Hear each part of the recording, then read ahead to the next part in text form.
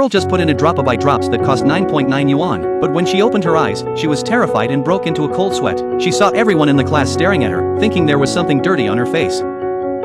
She hurriedly took out her phone to check. To her surprise, the people in her phone were also staring at her. Even the teacher at the podium had stopped teaching. They all stared at her motionlessly, which scared her even more. These people were not only silent, they didn't even have any expressions, and the girl was so frightened that she ran out of the classroom. But to her surprise, people outside were also staring at her. Fortunately, these people had principles. They would never fixate on someone who was protected. If they noticed you, then you'd be in big trouble. The girl couldn't understand what was happening to her, so she mustered up the courage to ask. But strangely, her classmates said they weren't looking at her at all. As soon as she heard this, the girl instantly broke down, because if they were telling the truth, how could she explain the scene before her eyes? She saw two girls who seemed to be taking selfies, but their eyes were still fixed on her.